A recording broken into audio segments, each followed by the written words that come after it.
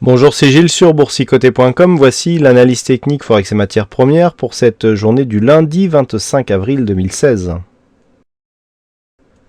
Et sur la paire de devises euro-dollar, nous assistons ici à un retour sur la moyenne mobile 20 exponentielle suite à un contact ici sur ce retracement des 38,2%, donc qui matérialise la poursuite du mouvement baissier suite à la rupture de ce support oblique qui définissait une tendance court terme. Donc pour l'instant, on est toujours sur une phase de consolidation. Après ici un plus haut, on est venu dans un premier temps casser le 23,6, rebond technique, et on revient ici, mais vraiment quasiment au millimètre, chercher le retracement à 38,2% de Fibonacci qui provoque donc un rebond. Donc nous sommes pour l'instant dans une phase de consolidation, mais qui est maîtrisée et qui reste, qui nous donne un fond de tendance qui reste haussier et dynamique. Si les cours venaient à casser ici cette zone des 1,1221, là il y aurait un début de matérialisation d'affaiblissement de la dynamique haussière, donc qui était la dynamique précédente, et donc un signal de poursuite dans la phase de consolidation en direction ici de cette zone 50,61,8 entre 1,1066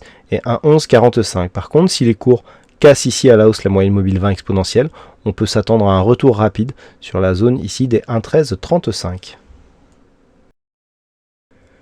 Sur le dollar yen, et suite à la forte hausse constatée en fin de semaine dernière qui relance un petit peu les spéculations sur une éventuelle intervention de la Banque nationale du Japon, eh bien les cours ici se stabilisent. Donc on est venu ici sur un fort mouvement haussier casser la zone de résistance des 110,98, donc autant dire 111 yens pour 1 dollar.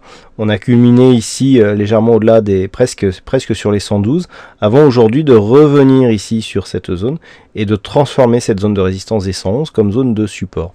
Donc d'un point de vue si on replace ici dans l'intégralité de la dynamique, c'est intéressant parce que c'était cette zone ici des 111 yens pour 1 dollar qui définissait un signal de poursuite du mouvement baissier moyen terme qui était entamé ici sur la rupture de ce niveau des 116,07.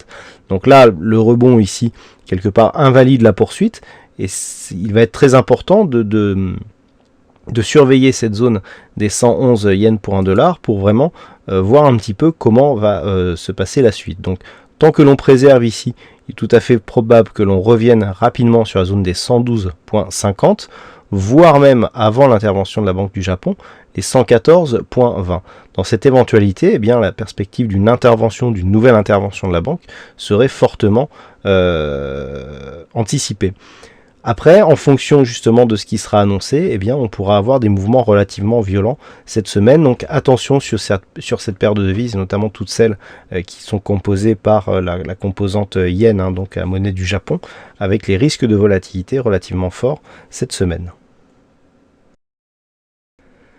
Et puis sur l'or, pas grand chose de nouveau, on évolue toujours ici sur ce support légèrement oblique, très peu dynamique. On est venu ici la semaine dernière inscrire un nouveau plus haut au-delà de cette zone de résistance des 1258 $ l'once.